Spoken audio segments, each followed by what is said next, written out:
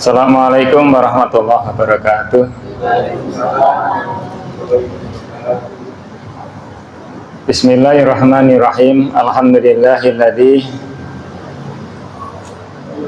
anzala sakinata fi qulubil mu'minin liyazdadu imanan ma'a imanihim. Asyhadu an la ilaha illallah wahdahu la syarikalah wa asyhadu anna Muhammadan abduhu wa rasuluh. Allahumma sholli wa sallim wa barik ala nabiyyina Muhammadin sallallahu alaihi wasallam wa ala alihi wa ashabihi ajma'in. Rabbi shrah li sadri wa yassir li amri wa hlul 'uqdatam min lisani yafqahu qawli. Bapak Ibu jamaah jamaah kajian Ahad pagi. Insyaallah semua yang istiqomah hadir pagi hari ini dimuliakan Allah Subhanahu wa taala, baik hidupnya di dunia maupun di akhirat kelak. Amin ya rabbal alamin. Sholawat serta salam semoga senantiasa tercurah limpahkan kepada panutan kita Nabi Muhammad SAW yang merupakan uswah hasanah, suri teladan yang terbaik bagi manusia sepanjang masa. Hari ini saya menggantikan Pak Abdurrahim Said yang sedang menjadi petugas pembimbing haji Kementerian Agama Kota Malang, dan kebetulan beliau membimbing kloter yang jamaahnya mayoritas itu jamaah berhasiah. Yang membimbing manasiknya Pak Rahim, yang mendampingi juga Pak Abdurrahim Said. Semoga diberi kemakburan oleh Allah Subhanahu wa taala. Amin ya rabbal alamin. Bapak Ibu yang bahagia, bagaimana kabarnya Bapak Ibu? Alhamdulillah. Kalau bertanya terus yang ditanya itu alhamdulillah, itu rasanya senang. Tapi kalau ditanya kok jawabannya ya seperti ini Pak, terus gimana suaminya? Ya itu Pak. Bagaimana istrinya Pak? Ya itu Pak. Kalau itu kok isu-isu sudah sedih nih Pak Bapak ya. Jenengan hadir ke pengajian Ahad pagi ini dalam keadaan sehat walafiat, itu tandanya jenengan termasuk orang-orang yang mensyukuri nikmat Allah berupa nikmat sehat. Yang nikmat itu sering dilupakan, dilalaikan, diabaikan oleh kebanyakan orang. Saya tahu dari mana? Saya tahu dari Nabi SAW. Nikmatani makbunun fihi makatsirum minan nas asihatu wal faragh. Dua nikmat yang sering diabaikan manusia. Satu nikmat sehat, dua nikmat sempat atau diberi kelonggaran waktu. Jadi ngaji seperti pagi hari ini menunggu waktu kalau ada waktu luang atau meluangkan waktu Bapak Ibu. Bukan menunggu kalau ada waktu luang, tapi meluangkan waktu. Kalau menunggu waktu luang, kapan luangnya? Ngerti nggih? Tapi kita ngaji meluangkan waktu. Ngaji itu menunggu tua atau ngaji sampai tua? Jangan menunggu tua baru ngaji nggih, tapi kita ngaji sampai tua. Ke masjid ini sampai mati atau mati baru ke masjid? Sampai mati. Jangan mati baru ke masjid, itu saja yang membawa tetangganya. Betul nggih? Jadi kalau seperti itu berarti kita termasuk orang-orang yang mensyukuri nikmat Allah. Janji Allah, la in syakartum lazidannakum. Siapa yang bersyukur bertambah nikmatnya. Ibu-ibu sehat hari ini bersyukur datang ke pengajian, insya Allah tambah sehat. Nggih, Bapak ya. Tambah sehat. Tadi saya datang langsung disenyumi sama Pak Satpam. Pak Bambang, senyum itu sehat. Makanya terus senyum terus dengan saya tadi, Bapak Ibu. Betul Bapak Ibu, orang yang senyum itu mengeluarkan hormon bahagia. Maka sering-seringlah tersenyum, karena tandanya orang yang bahagia itu orang yang sering banyak senyumnya. Ya, banyak senyumnya. Apa syaratnya senyum Bapak Ibu? Satu, lebar bibir kanan dan bibir kiri itu sama, seimbang. Kalau nggak sama, hanya kanan aja yang lebar, yang kiri nggak, stroke. Boten itu namanya mencet. Kalau mencetnya 2 kali, mencap-mencep. Niku mboten senyum tapi mencep. Yang kedua, syaratnya apa? Minimal 7 detik. Kalau niku mboten senyum, ngenyek niku. Coba sekarang jenengan senyum, saya hitung 7 kali. 1, 2, 3, 4, 5, 6, 7. Masya Allah, wajah-wajah tanpa dosa Bapak Ibu, yang kelihatan bahagia semuanya. Karena pagi-pagi meskipun belum sarapan sudah senyum. Ya. Kenapa belum sarapan? Karena takmirnya menjanjikan disediakan sarapan. Saya tahu dari baca flyernya Bapak Ibu. Apa syaratnya yang ketiga Bapak Ibu? Harus ada temannya. Jangan senyum-senyum gak no konconi. Nanti tambah ditakoni sama putranya, kok guyang-guyu gak no konconi Bu, iya tanggal tuwona. Nah Bapak Ibu bahagia, itu pengantar saya. Mudah-mudahan Bapak Ibu termasuk orang-orang yang ikhlas dalam beramal. Amin ya rabbal alamin. Kenapa syaratnya amal diterima Bapak Ibu? Ada 4 atau 5 atau 6 syarat amal diterima? Ya berapa? Sering saya tanya Bapak Ibu biar jenengan tidak khusyuk. Sudah duduk dapat sendenan di bawah naungan kipas angin, itu biasanya tidak lama bila taufiq wal hidayah langsung salam produksi kiumas. Kim apa seberapa syaratnya? 4, 5, 6, 2. Iya betul, 3. 1 ikhlas. 2 mutaba'ah, itu artinya apa? Orang yang mengikuti tuntunan Rasul. Yang ketiga,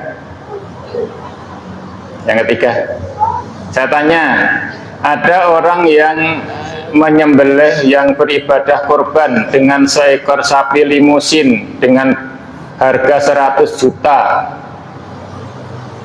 Ya, sehat, gemuk, besar, ikhlas. Tapi yang korban orang Hindu, diterima? Diterima mboten? Jadi syaratnya yang ketiga apa? Harus orang Islam yang beriman. Orang Islam beriman. Ada orang tahajud semalam suntuk, tapi yang tahajud Nasrani, nggak diterima karena bukan orang Islam.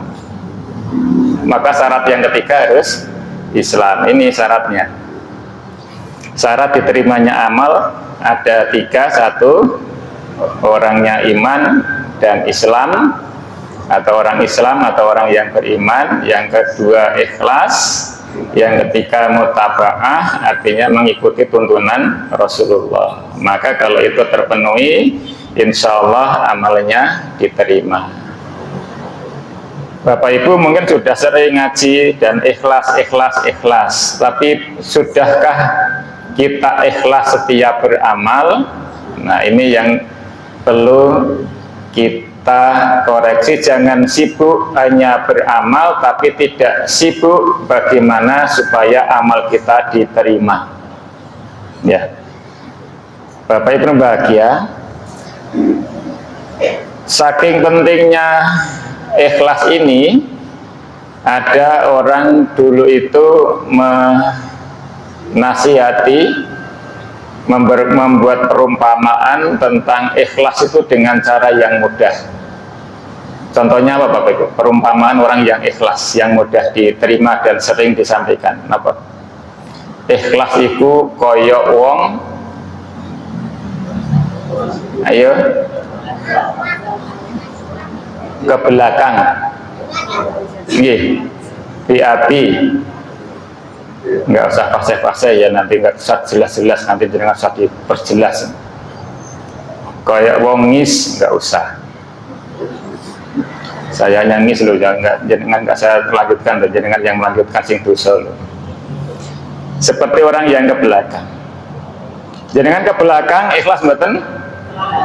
Atau mungkin jenengan mengundomono, mengungkit-ungkit yang sudah jenengan tabung tadi, ya kan enggak? Jenengan toleh, jenengan getuni, mambengi lo, aku diundang pesta, sing tak maem iku segala jenis makanan yang tersaji itu dimakan semua. Isuknya jadi kotoran, iman rek. Jenengan merasa iman? Tidak. Makin diberikan kemudahan dan kelancaran itu bersyukur alhamdulillah diberi kemudahan dan kelancaran. Orang Jawa mengatakan orang yang ke belakang itu berangkatnya seperti raksasa, kembalinya seperti satria. Pirsa. Raksasa niku anteng nopo mboten anteng? Wonten anteng. Setelah cepet. Ngoten ya? Iya. Apalagi sudah pembukaan 9 ya. Ya, itu cepet-cepet. Ya kan? Cepet-cepet. Bahkan kalau nanti kamar mandinya itu diisi orang digedor, cepet kan itu ya. Ya, seperti raksasa. Tapi setelah hajat terpenuhi, diberikan kemudahan dan kelancaran, kembalinya alhamdulillah lego, melakukannya alon-alon kan. Nah, kayak satria. Oh, itu orang yang ada yang menggambarkan ikhlas itu seperti di api, ya. Ikhlas, enggak, kenapa? Enggak diketuni, enggak diundat-undat, enggak diungkit-ungkit, ya. Itu ikhlas. Nah, seperti itu seharusnya dalam beramal itu. Enggak diungkit-ungkit, enggak dibahas, tapi dilupakan. Ya. Pelunglang, biasa pelunglang. Pelunglang itu BAP di sungai. Pelunglang, langsung hilang. Ikhlas, tekan Toro Kidul sana nanti. Ada lagi yang memberikan perumpamaan ikhlas itu dengan kisah klasik. Ya, kisah klasik, meskipun sering kita dengar tapi masih menarik kalau diceritakan. Ada 2 orang santri Bapak Ibu. Santri ini berarti pernah mondok nih. Setelah lulus dari pondok pulang ke kampungnya. Yang satu menjadi profesinya menjadi seorang petani karena dari desa. Yang satunya menjadi seorang pedagang. Sebut saja orang yang pertama itu namanya Parmin, orang yang pertama namanya Parman, biar mudah diingat. Parmin tadi apa? Profesinya Bapak Ibu? Petani. Parman? Pedagang. Alhamdulillah, nyimak berarti jenengan.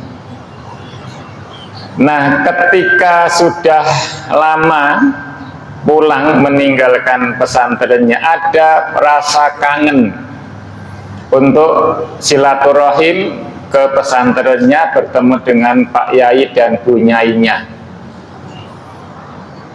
Bapak Ibu mungkin yang pernah yang menjadi profesinya guru SD ada. Itu nanti ketika anaknya murid SD-nya itu sudah lulus, sudah SMP, biasa nanti sudah sekolah SMP saja masih sering ke SD, kangen guru nih. Yang sudah SMA ke SD-nya lagi kangen guru nih. Bahkan yang sudah kuliah pun datang ke SD lagi nyambangi guru nih. Bahkan sudah kerja itu masih ke rumah gurunya karena kangen sama gurunya. Nah itu saya rasakan karena saya guru SD ya guru SD. Sering murid-murid datang ke rumah karena kangen sama gurunya. Nah, itu kenapa kok SD itu sekolah yang paling lama? Berapa tahun Bapak itu? 6 tahun. Iku nek lulus. Ya, nek munggah terus.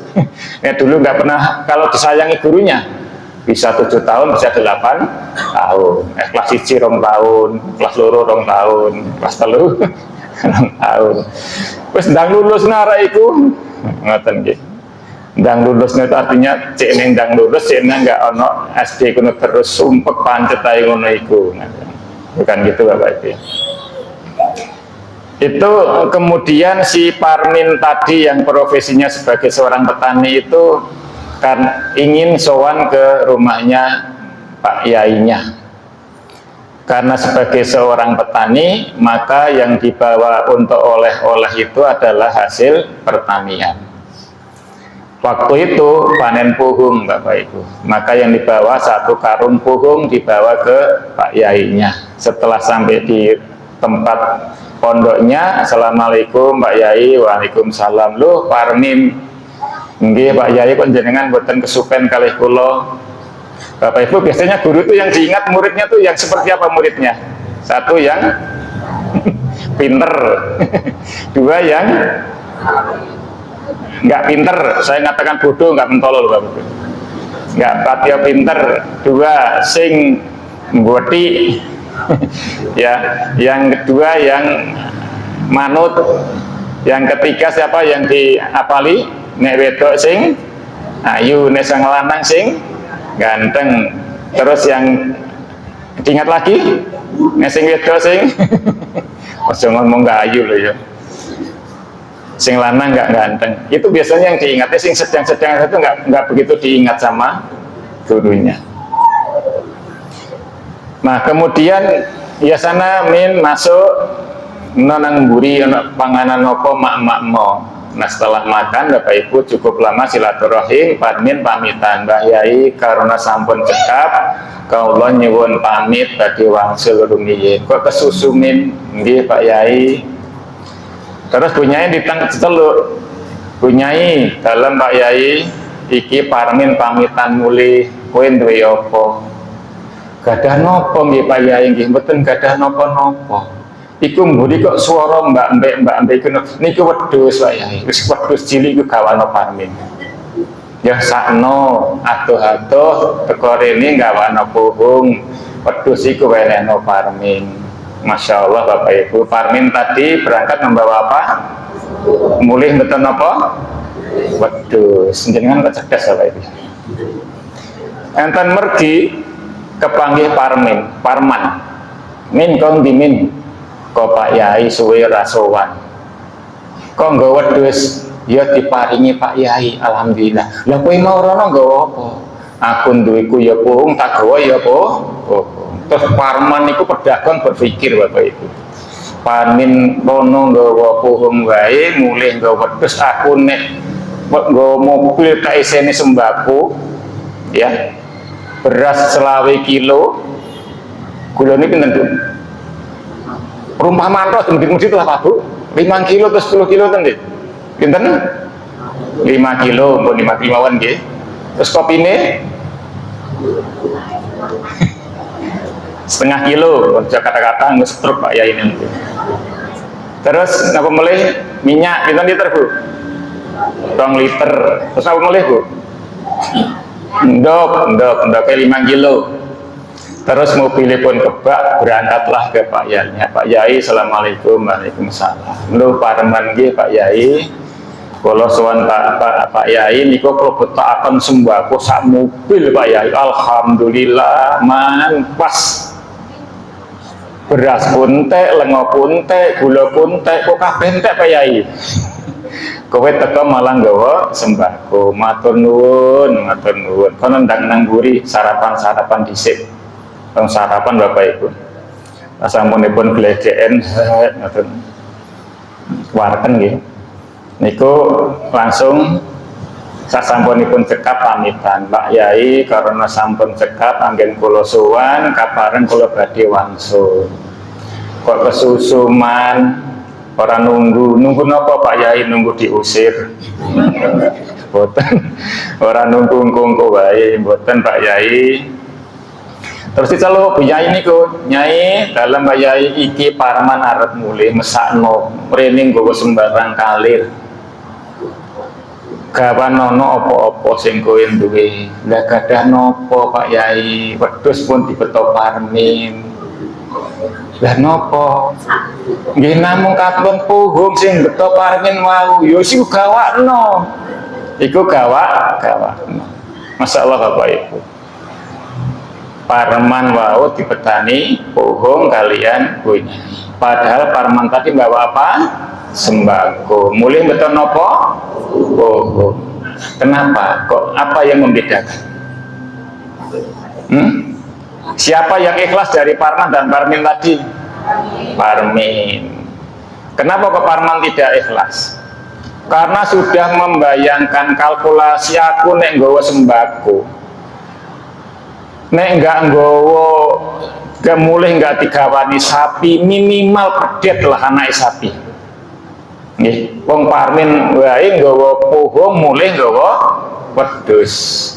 Aku nek nggawa sembako sing luwih akeh minimal sapi, ya paling enggak dikasih diwene sapi karo Pak Yai, minimal anake sapi, putrane sapi. Nah, putrane sapi nek Bapak.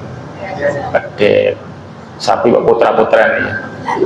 Putrane sapi jenenge pedet, putrane wedhus jempe, putrane kucing jempe. Ini pelajaran bahasa Jawa nggih.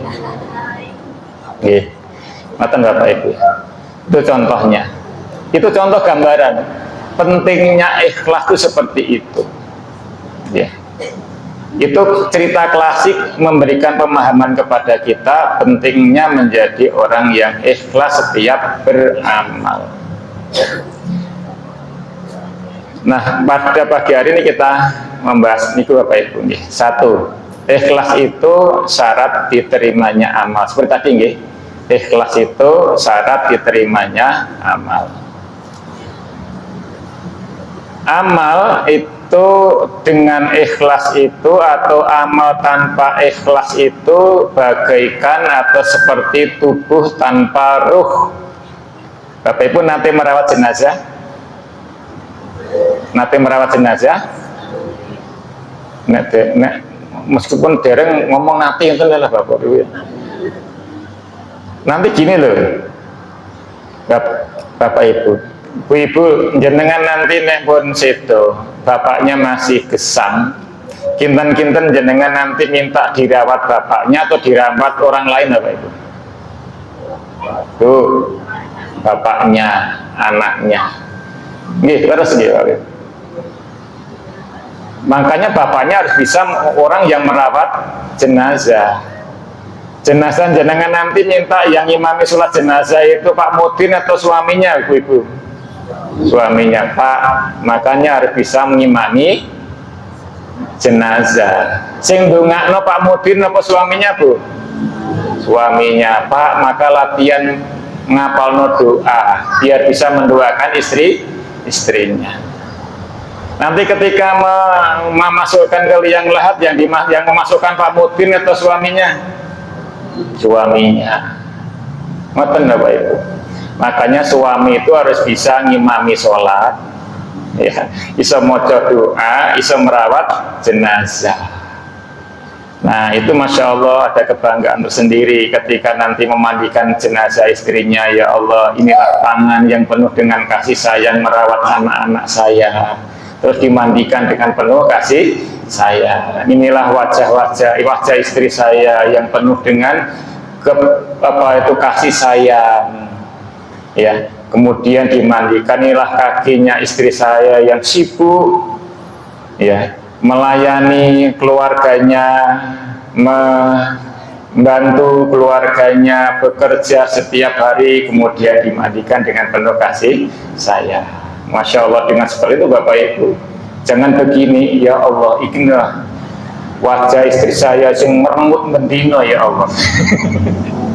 Jangan begitu gitu. Inilah mulutnya istri saya sing ngomel gak tahu meneng-meneng ya, bukan begitu. Itu jenenge enggak ikhlas merawat jenazah. Pertanyaan saya Bapak Ibu, ketika jenengan sedang merawat jenazah, bandingkan, adakah perbedaan organ tubuh yang ada pada jenazah tadi dengan ibu yang bapak yang merawat? Enggak ada kan? Jenazah punya mulut, bisa bicara? Tidak. Punya mata? Bisa melihat? Punya telinga? Bisa mendengar? Punya kaki? Bisa jalan? Pak, jenengan situ duwe sikil mlaku dhewe kono lho nang kuburan. Saged? Mboten. Itulah yang membedakan. Kenapa jenazah dengan orang yang merawat, jenazah tadi sudah tidak ada ruhnya, sehingga meskipun organ tubuhnya lengkap tapi sudah tidak berfungsi. Sama dengan kita itu adalah organ tubuh kita masih berfungsi karena masih ada ruhnya, Jadi amal juga begitu. Meskipun orang itu sholat, ya, tapi kalau tidak ikhlas maka tidak ada fungsinya di hadapan Allah Subhanahu Wa Taala. Orang yang puasa tapi karena tidak ikhlas maka tidak ada fungsinya di hadapan Allah Subhanahu Wa Taala. Itu pentingnya. Maka nanti praktiknya gini Bapak Ibu, ketika kita beramal, kita renungkan, kita refleksikan, motivasi saya beramal itu apa? Nah itu harus ditanyakan. Saya motivasi ngaji ke Ar-Rahmah itu apa? Harus ditanyakan. Saya membaca Al-Quran setiap hari itu motivasinya apa? Ini yang perlu ditanyakan. Saya puasa setiap Senin dan Kamis itu apa motivasinya? Punya motivasinya biar langsing, ya, mengurangi berat badan, berarti dapat pahala atau dapat pengurangan berat badan? Ternyata tidak berkurang, berat badannya tambah. Itu orang itu kadang-kadang sibuk dengan kondisi berat badannya, tidak menambah berat badannya, tidak sibuk dengan bertambahnya amalnya. Nah, Bapak bahagia, itu contohnya ya. Makanya sebelum kita beramal, prakteknya ini jenengan pirsani. Ketinggalan nggih. Mboten. Kenapa nih Mas?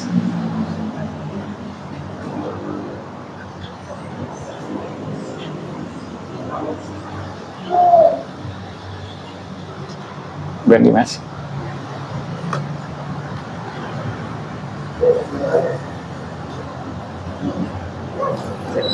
Maka prakteknya sebelum kita beramal hari ini, apa itu sholat atau sedekah atau ngaji, maka perbarui niat kita. Aku lakukan ini semuanya karena Allah. Sudah. Prakteknya ngerti Bapak Ibu ya. Setiap mau beramal harus dilihat motivasinya beramal itu apa. Nah, harus motivasinya apa? Jika belum karena Allah, maka segera diperbaiki. Karena syarat diterimanya amal adalah harus ikhlas.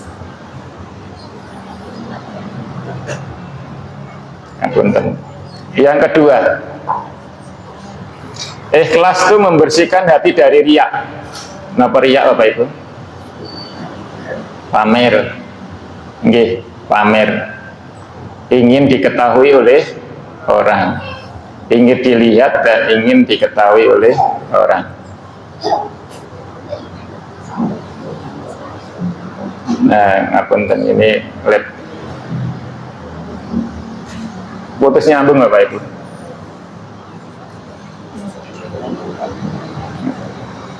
Sampai nih Mas.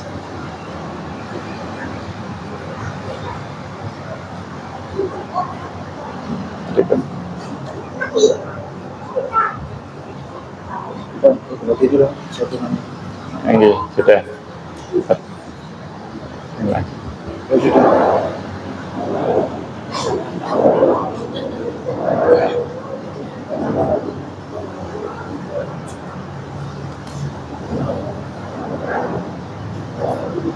Nggih, niki. Riya itu, pamer itu musuhnya keikhlasan. Ya, musuhnya keikhlasan. Maka bersihkanlah, bebaskanlah hati kita dari keinginan dipuji orang. Memang dipuji itu senang Bapak Ibu, apalagi ibu-ibu yang dipuji. Anak-anak saja kalau dipuji itu langsung gluget-gluget Bapak Ibu ya. Wih, cantiknya langsung gluget-gluget. Itu kalau dipuji itu senang. Ibu-ibu kan senang juga gitu kalau dipuji ya. Masya Allah, ibu hari ini cantik sekali. Oh, Masya Allah, helm langsung nggak cukup Bu. Ya, Masya Allah, ibu hari ini cantik sekali. Ya Allah, tuh langsung kelambi nggak cukup. Ya, itu kalau dipuji. Hati-hati dengan pujian. Hati-hati dengan pujian. Ini surat Al-Maun, ya, hafal semua, ya. Fawailul lil musallin alladzina hum an sholatihim sahun alladzina hum yuraun. Celakalah orang-orang yang sholat. Jangan berhenti loh ya. Siapa yang celaka sholatnya? Yang lalai dari sholatnya. Siapa yang lalai dari sholatnya itu? Orang-orang yang sholat karena riya, karena pamer, karena riya atau karena pamer. Nabi mengatakan riya itu syirik kecil, syirik kecil. Maka hati-hati dengan pujian, dan hati-hati Bapak Ibu ketika kita beramal kemudian kita pamerkan melalui media sosial. Dengan hari ini kemudian membuat status story, alhamdulillah Ahad pagi hari ini saya ngaji bersama Pak Bambang di Masjid Ar-Rahmah. Oh ya, langsung Pak Bambang difoto, tapi belum ada yang foto sampai hari ini. Ya, yang difoto materinya bukan orangnya. Nah, kemudian dibuat status. Hati-hati, kalau memang tujuannya ingin dipuji orang, berarti itu namanya riya. Itu namanya riya. Bisa membuat ngaji kita tidak mendapat pahala. Terus jam 3 pagi membuat status, alhamdulillah tahajud saya pagi hari ini terasa nikmat, khusyuk. Kemudian sujud sambil selfie, cepret dijadikan status. Terus besok puasa Senin, pas buka membuat status lagi, alhamdulillah puasa hari ini terasa nikmat meskipun hanya berbuka dengan sate. Oh, itu hati-hati, bisa membuat riya. Alhamdulillah Ramadan tahun ini terasa luar biasa. Baru 2 hari puasa sudah menghatamkan 15 juz. Membuat status. Alhamdulillah hari ini bisa sedekah 100.000. Pas mau kotak amal 100.000-nya kelihatan di foto, cepret. Padahal yang masuk 2.000. Ya 100.000 nggak jadi masukkan lagi. Tapi yang dimasukkan 2.000. Itu bisa menjadi riya. Dan karena pamer, maka amal itu tidak akan diterima oleh Allah. Hati-hati Bapak Ibu ya. Silahkan membuat status baik, tapi saya juga senang membuat status.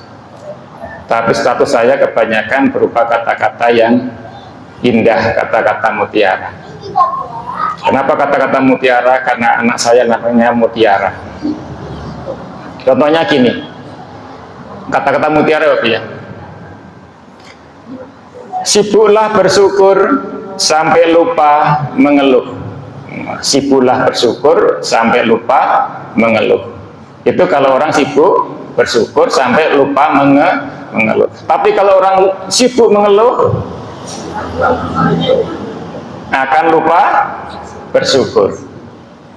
Atau gini, ngaji sampai tua, jangan tua baru ngaji. Nah, Itu kan kata-kata mutiara. Tidak ada sesuatu yang paling baik daripada hati dan lisan yang digunakan untuk kebaikan. Tidak ada sesuatu yang lebih buruk daripada hati dan lisan yang digunakan untuk keburukan. Betul Bapak Ibu? Itu nasihatnya Luqman Al-Hakim. Ketika Luqman itu ada seorang yang dermawan, Pak Luqman, saya alhamdulillah bisa membeli seekor kambing, mohon disembelihkan dan dagingnya dibagikan kepada tetangga.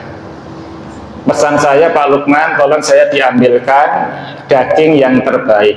Maka Pak Luqman mengambilkan daging yang berupa lidah dan hatinya kambing.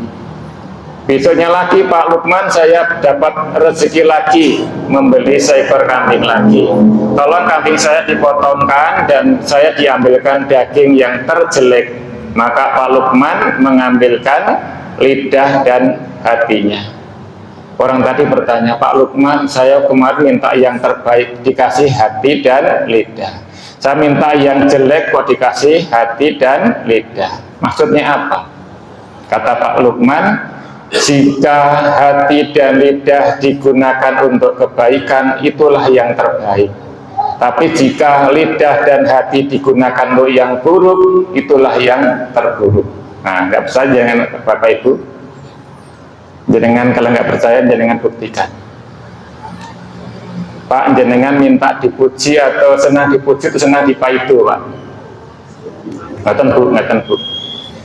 Jenengan panitia korban, ya, terus membagi daging kurban ke tetangga. Bu, niki wonten daging kurban saking Masjid Ar-Rahmah. Terus yang menerima tadi mengangkatkan diri, kerasa kayak gede. Terus gimana putusan itu?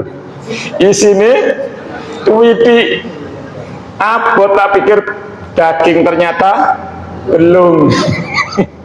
Tak golek dagingnya nggak ono, jebule jeruan tok. Ini jaring beli sapi telu. Gimana Bu perasaan jenengan?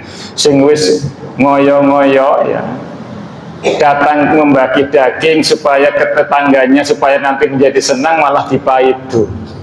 Ya, coba jangan bayangkan gini, Bu, niki pikantuk kiriman daging kurban saking Masjid Ar-Rahmah. Terus tiangnya ngeten Bu, alhamdulillah, matur nuwun, kula dongaaken mugi-mugi kurban jenengan dipun tampi kalian Allah, jenengan paring rezeki kang halal barokah melimpah, tahun ngajeng jenengan saged kurban malih. Pripun Bu jenengan Bu? Amin, masya Allah. Setengah kilo doane setengah jam Bapak Ibu. Saking seneng. Ini pun jenengan seneng, itulah hati yang baik, lisan yang baik, itu akan membawa kebaikan yang luar biasa. Tapi sebaliknya, hati yang jelek, lidah yang jelek, itu akan membawa kejelekan yang luar biasa. Atau Bapak Ibu. Dan makanya hati-hati ya, hati-hati terhadap media sosial. Maka ketika kita beramal supaya ikhlas, katakan gini, cukuplah Allah yang tahu, tidak perlu orang lain yang tahu. Nah gini, kenapa? Karena ikhlas itu rahasia hamba, antara hamba dengan Allah.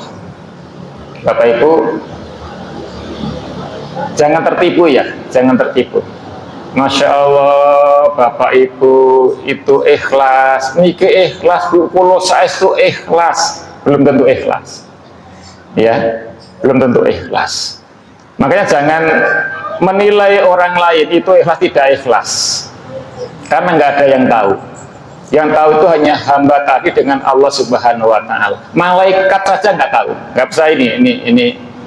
Ini sabda Nabi. Keikhlasan itu adalah rahasia antara Allah dengan hambanya. Tidak diketahui oleh malaikat pencatat amal dan tidak pula disadari oleh setan yang menggodanya. Ya, Bapak Ibu saya tanya, ketika jenengan pagi hari ini ngaji, apa yang dicatat malaikat? Bambang ngaji Ahad pagi di Masjid Ar-Rahmah. Apa tanda ditambah dengan ikhlas gitu malaikat?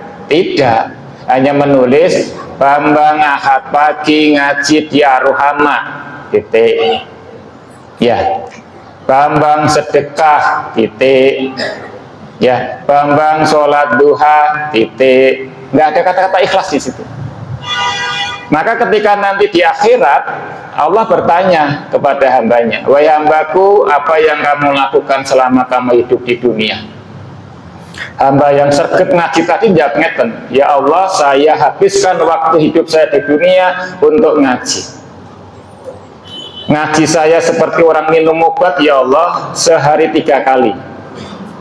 Kalau minum obat sehari berapa kali ya Pak Ibu? 3 kali, ya, pagi, siang, malam atau sore. Masya Allah, saking sregepnya ngaji. Tapi jangan seperti hakim ya. Nanti peningkatannya apa selama ngaji sehari 3 kali tadi? Perubahannya apa? Perubahannya ada pada seragamnya. Ahad pertama batik, ahad kedua biru, ahad ketiga merah, ahad keempat kuning. Yang perubahan ada pada seragamnya. Peningkatannya apa? Cicilan seragamnya. Peningkatannya. Kemarin belum lunas sudah nyicil lagi gitu ya. Untung di Ar-Rahmah nggak ada seragam ngaji. Nanti malah kayak TK ya Bu ya. Bapak Ibu bahagia. Hati-hati. Allah bertanya, apa yang kamu lakukan selama hidup? Saya belajar ya Allah. Habis waktu saya habiskan untuk belajar dan belajar. Ilmu yang saya peroleh saya ajarkan orang lain sampai saya mati. Terus Allah bertanya kan Bapak Ibu. Pada Allah itu Maha tahu nih. Terus apa yang kamu cari? Oh, hamba tadi menjawab, yang saya cari adalah ridhomu ya Allah. Ridho Allah. Allah mengatakan kamu bohong. Ya kamu bohong. Padahal kita tuh sudah menganggap loh, Masya Allah bapak itu, ibu itu, Masya Allah mesti istiqomah ngajinya, istiqomah puasanya, istiqomah baca Al-Qurannya. Tapi kalau keistiqomahan tadi tidak disertai dengan hati yang ikhlas, hati-hati ya, hati-hati. Allah mengatakan kamu bohong, kamu memang sregep ngaji, tapi hanya kamu ingin dikatakan seorang alim, orang yang banyak ilmunya, orang yang banyak ilmunya, supaya dipanggil ustadz ya, supaya dipanggil yang lainnya, bukan mencari ridhoku. Dan itu sudah kamu peroleh. Kamu selalu dipanggil ustadz ya, kamu sudah dipanggil dan selanjutnya. Hati-hati Bapak Ibu. Terus ada yang ditanya lagi, wahai hambaku, apa yang kamu lakukan selama hidup? Hamba tadi menjawab, ya Allah, saya bekerja. Hasil kerjaan saya, penghasilan saya sedekahkan. Sehingga nyah-nyoh, terima kasih, terima kasih. Saking sedekahnya rajin. Ya, kotak amal 3 disaini semua. Ya, ada yang keliling lagi, disaini lagi. Sampai uangnya habis. Sampai uangnya habis. Allah bertanya, kamu cari apa? Yang kamu cari apa? Ridhomu ya Allah. Allah mengatakan kamu bohong. Memang kamu loman, kamu dermawan, tapi yang kamu cari hanya ingin dikatakan seorang yang dermawan, seorang yang loman. Dan itu sudah kamu peroleh. Kamu dipuji-puji orang, ya, dipuji-puji orang. Tapi yang kamu cari adalah bukan mencari ridho Allah. Maka Bapak Ibu, Allah tadi memerintahkan malaikatnya, wahai malaikatku, seret orang ini dengan posisi tengkurap, telungkup, masukkan ke dalam neraka. Pertanyaannya Bapak Ibu, apakah sedekahnya kurang banyak? Banyak. Sampai habis hartanya. Apa orang tadi tidak rajin ngaji? Rajin. Tapi di mana kekurangannya? Kekurangannya satu. Orang tadi tidak ikhlas mencari ridho Allah. Itu rahasianya Bapak. Padahal catatannya malaikat loh. Catatannya malaikat orang ini rajin ngaji, ilmuwan, ya, ulama, orang ini dermawan. Catatannya begitu. Tapi hati-hati, kalau orang tidak disertai dengan hati yang ikhlas, maka amalnya tidak diterima. Yang keempat, Bapak Ibu, ikhlas itu membawa ketenangan hati. Ikhlas itu membawa ketenangan hati. Hatinya tenang, Bapak Ibu. Kenapa hatinya tenang? Karena yang dicari hanya ridho Allah.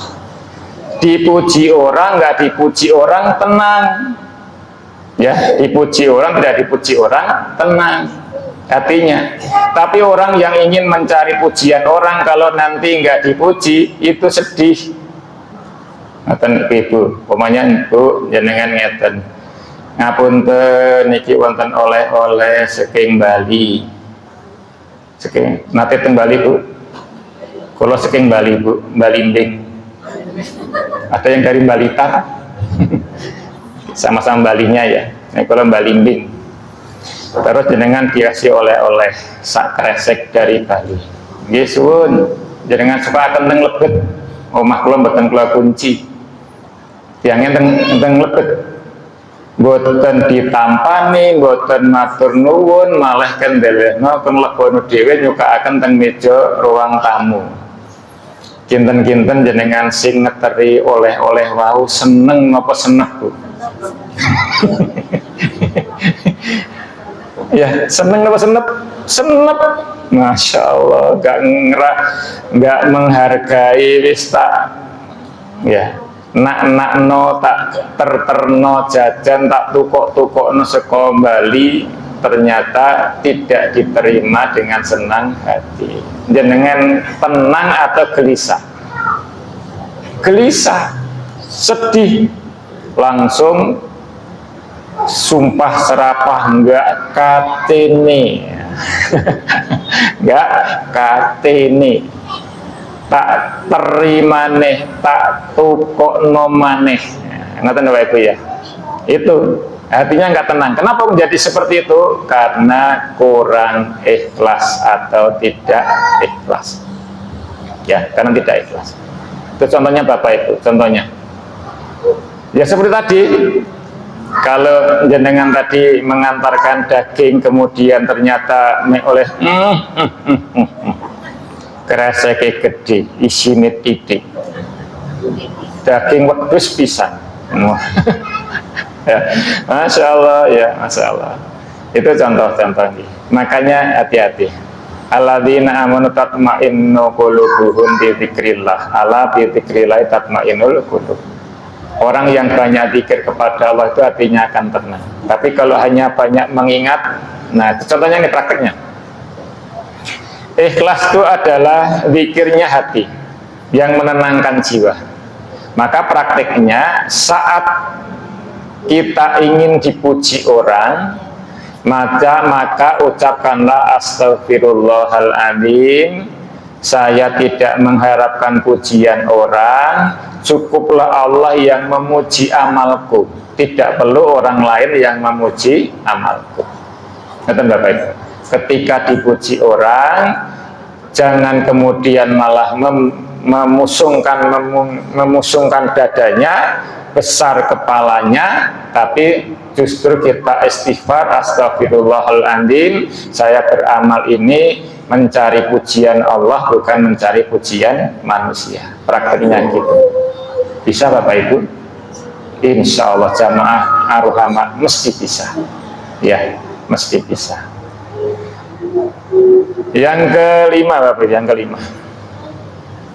Ikhlas itu melatih kita fokus pada akhirat, ya.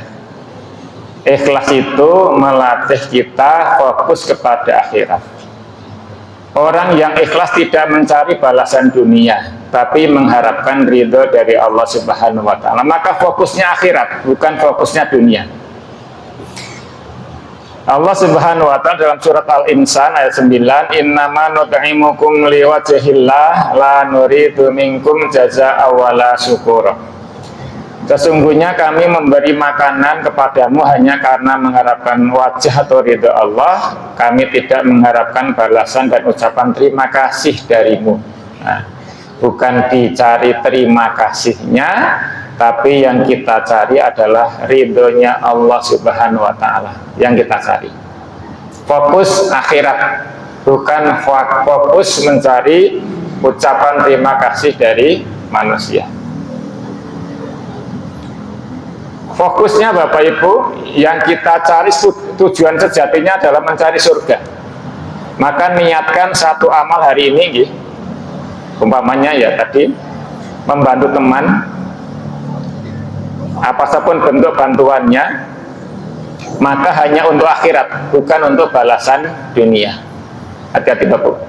Seringlah membantu kepada orang lain sesuai dengan kemampuan. Bisa dengan tenaga, bisa dengan pikiran, bisa dengan harta, bisa dengan uang. Yang penting khairun nas anfa'uhum linnas, sebaik-baik manusia yang bermanfaat terhadap orang lain. Bapak Ibu bahagia, saya selaku takmir masjid itu di Belimbing di Mufidah, itu ada beberapa jamaah yang berwasiat sebelum meninggal. Bang, ben aku nek mati, Masya Allah ya, tolong rumaten ya, sepasar awakmu Mbak. Itu Bapak Ibu. Ya sudah, maka wasiat itu saya laksanakan. Ketika yang meninggal ibu-ibu, saya katakan ibu-ibu Aisyah, Bu, ini jamaah kita meninggal, mohon dirawat jenazahnya, dimandikan. Terus setelah dirawat, dimandikan, saya bawa ke masjid Mufidah, disolati jamaah. Terus kami antarkan ke makam, dimakamkan. Kemudian 3 hari berturut-turut kami silaturahim takziah ke rumahnya, sambil ada pengajian takziah dan mendoakan jamaah tadi. Sudah wasiat. Kalau nggak diwasiatkan gitu Bapak Ibu, nanti meskipun sudah jadi jenazah, itu jadi rebutan. Jadi rebutan. Contohnya kemarin menjelang Idul Adha, hari Idul Adha-nya hari apa Bapak Ibu? Jumat ya. Hari Rebu itu ada seorang jamaah, anak jamaah ke rumah. Malam-malam Masya Allah, Pak Bambang, Ibu wasiat apa Mas? Mungkin Ibu Seto sebatas dirawat dengan tata cara Muhammadiyah. Padahal anak-anaknya itu aktif di Sabilillah, tapi ibunya ini aktif di Aisyah. Maksudnya gimana? Nyuwun Pak, mungkin yang memandikan Ibu Aisyah, disolati di Masjid Mufidah, terus nanti setelah maghrib sampai isya ya diadakan pengajian takziah ke rumah. Masya Allah Bapak. Dan nggak ada tahlilan itu, padahal anak-anaknya itu adalah anak-anak yang aktif di Sabilillah. Katanya dokter, Pak, ibu meninggalnya hari Jumat. Hari Jumat. Alhamdulillah kalau hari Jumat nanti saya nggak repot. Nanti kalau Sabtu repot pas kurban. Karena kami membeli hewan kurban itu hari Sabtu. Ternyata meninggalnya Sabtu Bapak. Ya, meninggalnya Sabtu. Alhamdulillah memilih waktu yang tepat. Kenapa? Pas hari Sabtu itu teman-temannya jamaah Aisyah Belimbing itu kumpul di Masjid Mufidah, sehingga ada yang langsung merawat, memandikan dan bersama-sama menyolati di Masjid Mufidah, sehingga yang menyolati jumlahnya banyak, 40 lebih. Kata Nabi, kalau ada jenazah yang disolati 40 orang lebih, maka Allah akan mengampuni semua dosanya. Bahkan ada yang wasiat sampai sekarang masih ada wasiat Bapak Ibu, Bang aku mbak mati kuburan Belimbing loh, rawatan koyok Muhammadiyah. Makanya saya umumkan Bapak Ibu, ada yang mau wasiat dengan saya hari ini? Betul itu, baik itu, wasiat seperti itu baik. Biar nanti ketika sudah meninggal itu, karena ada ketua ranting kami di salah satu ranting di Belimbing itu meninggal. Ternyata ketua ranting tadi tidak bisa dirawat seperti orang Muhammadiyah, ya, dirawat dengan cara saudara kita. Akhirnya kan kasihan, ya kasihan. Itu contoh nih, contoh. Nah Bapak Ibu bahagia, itu mari kita membantu orang lain sesuai dengan kemampuan kita. Ya, sesuai dengan kemampuan kita. Kalau ada jamaah yang sakit, ya kita doakan. Bisa nanti Ustadz Ja'far ketika jamaah kita Rohama ini ada yang sakit, ya kita doakan bareng-bareng. Ya, Ada yang meninggal, ya kita doakan bareng-bareng. Niatkan suatu amal hari ini membantu teman hanya karena akhirat, untuk akhirat, bukan untuk dunia. Ya, sekarang yang keenam Bapak Ibu, menjaga ikhlas dengan muhasabah. Muhasabah itu apa artinya? Introspeksi diri, koreksi diri. Kapan waktunya? Ketika kita mau tidur. Ketika kita mau tidur, jenengan sebelum tidur merenung dulu, apa yang amal saya lakukan hari ini dengan ikhlas, amal apa saja. Yang kedua, amal apa yang saya lakukan kurang ikhlas hari ini. Nah, yang sudah ikhlas dipertahankan, yang kurang ikhlas diperbaiki. Caranya begitu Bapak Ibu. Sudahkah tadi malam yang merenung seperti itu? Belum, karena belum ngaji kan ya. nanti malam insya Allah kita coba ya merenung kira-kira amal apa yang sudah kita lakukan dengan ikhlas dan apa yang belum kita lakukan dengan ikhlas. Cara memperbaiki seperti itu. Hati-hati, kita harus fokus amal kita itu diterima, tidak sekedar fokus beramal tapi tidak memikirkan amal kita diterima atau tidak. Tuh, dengan praktiknya sebelum tidur tanyakan amal apa yang aku lakukan hari ini dengan ikhlas dan amal apa yang saya lakukan belum dengan ikhlas. Yang ketujuh, menjauhi pujian yang merusak ikhlas. Dipuji itu senang Bapak ya, dipuji itu senang, tapi hati-hati, pujian itu merusak keikhlasan. Maka orang yang ikhlas itu tidak terlena dengan atau oleh sanjungan.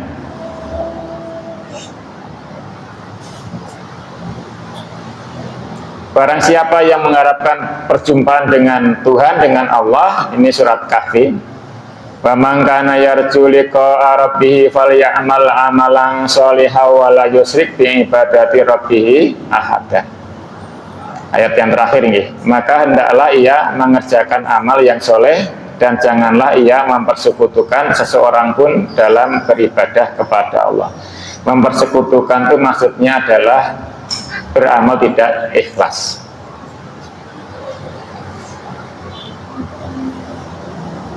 Pujian itu ujian. Orang yang ikhlas mengalihkan pujian syukur kepada Allah. Caranya gini, jika dipuji hari ini, dipuji orang, katakanlah alhamdulillah ini dari Allah.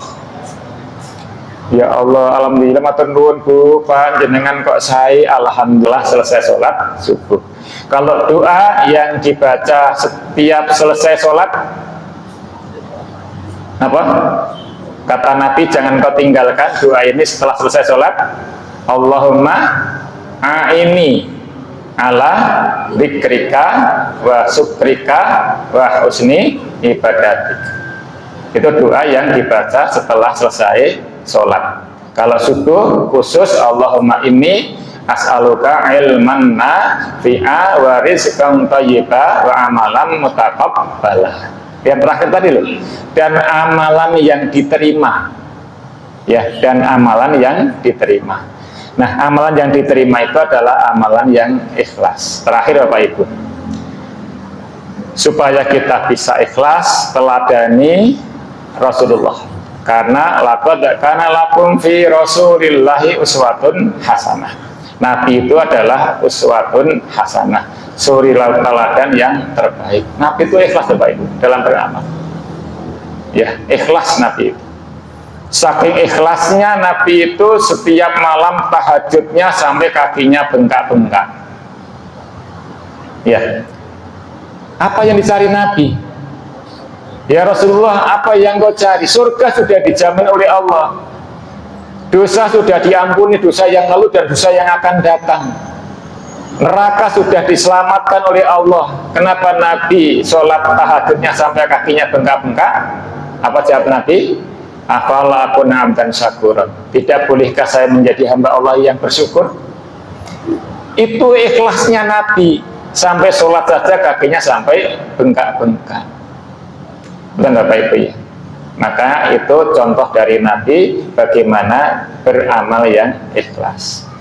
Demikian Bapak Ibu, mohon maaf, mudah-mudahan kita diberikan hati yang ikhlas dalam setiap amal sampai akhir hayat kita, sehingga kita termasuk orang-orang yang diterima amalnya dan termasuk orang-orang yang husnul khotimah. Amin ya rabbal alamin. Kurang lebihnya mohon maaf. Kita tutup dengan kafaratul majlis. Subhanakallahumma wa bihamdika asyhadu an la ilaha illa anta astaghfiruka wa atubu ilaik. Assalamualaikum warahmatullahi wabarakatuh.